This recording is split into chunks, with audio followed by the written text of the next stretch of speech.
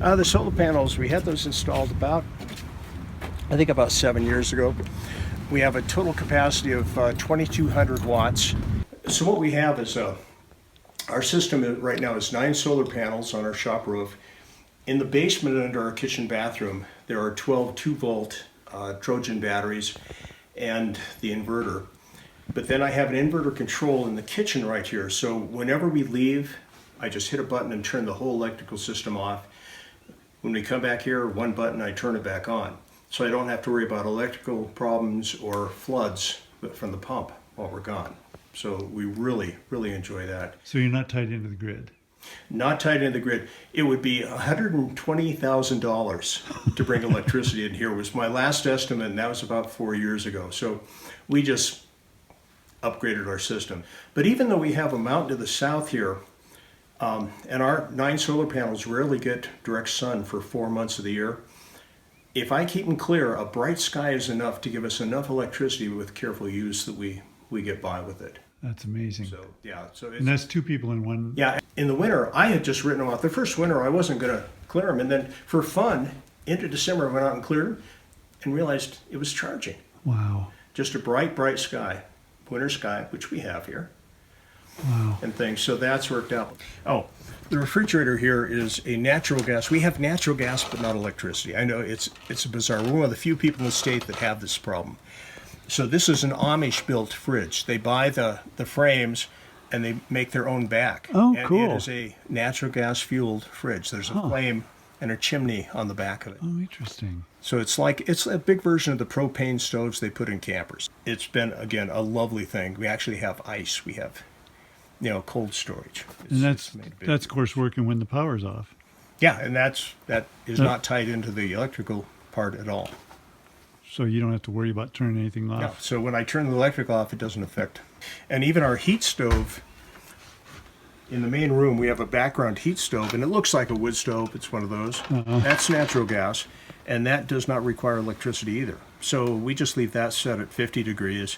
We come up here, we start the big Waterford stove in the big room and the little stove in the bedroom, get it up to room temperature, and then we let the one in the bedroom go out, and we just use the other one. I would ski in and assemble cabinets in the wintertime, back in those days. And it has really served us well. Everything is IKEA. Amazing. I mean, the racks, the lights, the faucet, the sink, this was all IKEA.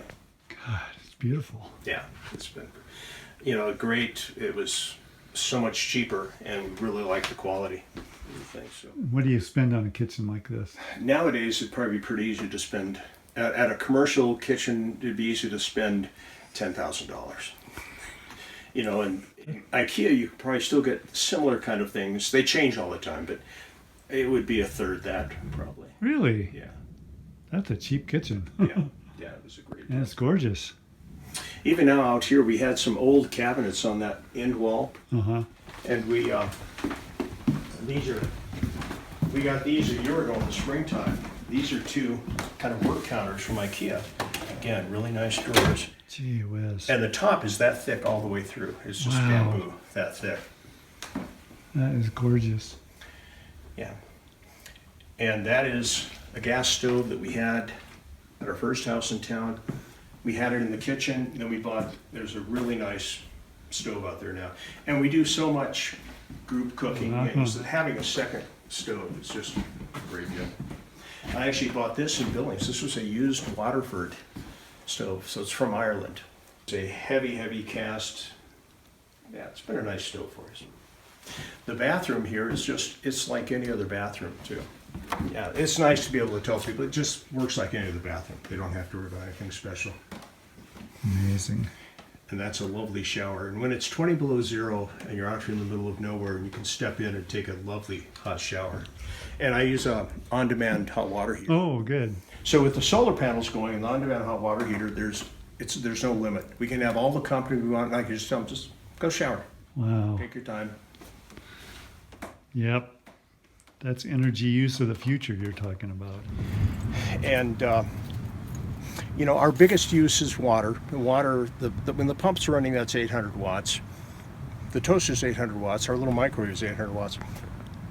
If the sun's shining on the panels, we just can't use all the electricity on that. So really, the reason to have that many and the reason to add more are for when it's not optimal sun time. So we're just trying to get around that a little bit That makes sense. on that. So I can show you where the batteries and things are. Okay. For the first 10 years, this was our electrical source. We would run it once a day for about an hour. And still to this day, if the sun is not shining on the panels and we're using a lot of water, cooking or whatever we're doing, there's times we'll start this, but it's rare. And even in the winter, like I say, there's times we use it, but this winter we might have started it once every 2 weeks or something, was all. And things. So it's served us real well on that. This is again an insulated building with its own heat, because this didn't want to start when it got below freezing. Right.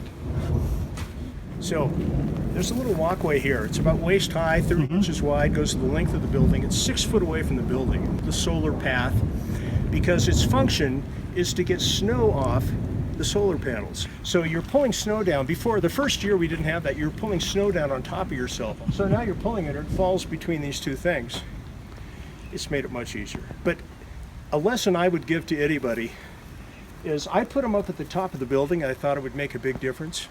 I would never do that. I would always put them at the bottom edge now.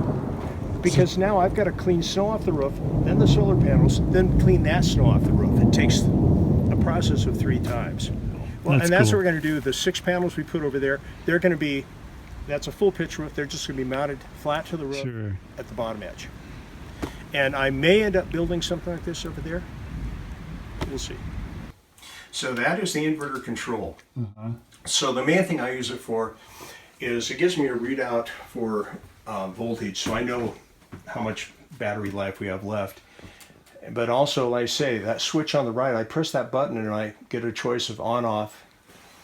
And it makes me feel so much safer about the whole system. We are going to add 6 more solar panels on our tall 2-story, kind of southwest facing.